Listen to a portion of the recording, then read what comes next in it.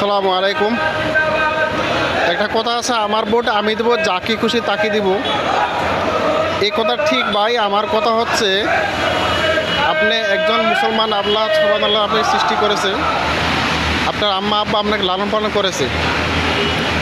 তো আপনি এই কাণ্ড বিবেক খাড়িয়ে দেখেন, একদম রংবাজ, টেন্ডারবাজি, যারা দখলবাজ, চাঁদাবাজ, যারা দেশের টাকা বিদেশ প্রচার করে, গুণ খুম ভাই, তাদেরকে যদি আপনি বিবেক দিয়ে খাড়িয়ে আপনি ভোট দেন, তাহলে যে আপনাকে সৃষ্টি করেছে আল্লাহ, আপনারা কি মা বাবা যে লালন পালন করেছে, তো এই প্রতিদিন আপনি কি দিবেন? আপনি যে ভোটটা দিবেন সেই প্রতিদিন আপনি কি দিবেন? আপনি কাণ্ড জ্ঞান বিবেক খাড়িয়ে দেখেন, অবশ্যই আল্লাহ আপনাকে বদলা এই দুনিয়াতে দিবে এবং আখিরাতেও দিবে।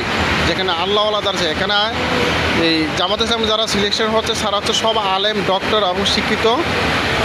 তারা কোনো শিল্পপতি না, তারা কোনো ব্যাংক ব্যালেন্স বা বড় ধরনের বড় কিছু না, তারা হচ্ছে শিক্ষিত আলেম। অবশ্যই তারা সৎ উদ্দেশ্য, তারা তাকে বিদেশের টাকা প্রচার করবে না এবং র্যাঙ্কবাজি, টেন্ডারবাজি এবং চাঁদাবাজি তাদের দ্বারা হবে না ইনশাল্লাহ, আশা করি। আসসালামু আলাইকুম ওয়া রাহমাতুল্লাহি ওয়া বারাকাতুহু।